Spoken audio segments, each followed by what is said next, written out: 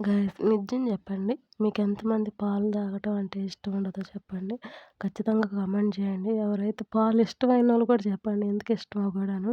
ఎందుకంటే ఈ రీసెంట్‌గా నాకు హెల్త్ బాలేదనమాట. కొంచెం అయితే పీసీఓడీ అంటారు కదా! అదొచ్చింది. పీసీఓడీ వచ్చిన తర్వాత చాలా భయమేసింది గైస్. చాలా అంటే చాలా భయమేసింది. ఎందుకంటే అది ఎప్పుడైనా ఫ్యూచర్‌లో ఏలెత్తి చూపిస్తారనమాట. మన అత్తగారింట్లో గానీ, ఎప్పుడైనా గానీ అవన్నీ. సో, నాకు అది ఎక్కువ భయమేసింది. మన అత్తోళ్ళు అట్ట చూస్తారేమో ఏందో అనేసి అదొక టెన్షన్ అయిపోయిందనమాట.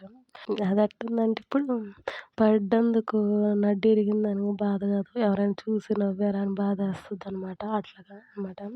సో, ఇదొచ్చిన తర్వాత నాకు యాడలేని బాధొచ్చేసేసింది. ఇప్పుడు ఎవరైనా ఏలెత్తి చూపిస్తే ఎట్టుంటది గాయ్స్. ఇప్పుడు నీ వల్ల ఎట్లాగా మాగా రిగ్రెట్ అవుతారు కదా!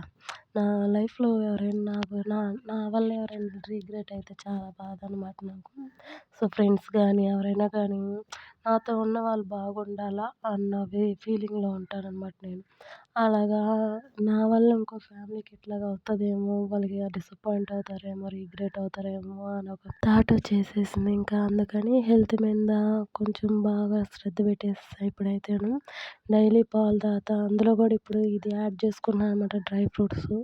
ఎక్కువేం పడలేదు గాయ్స్. 5, 6 నేనిప్పుడు ఏమైతే తీసుకున్నానో దాన్ని ఫాలో అయిపోండి. ఎవరైతే పీసీఓడీ ఉందో హెల్త్ చూసుకోండి.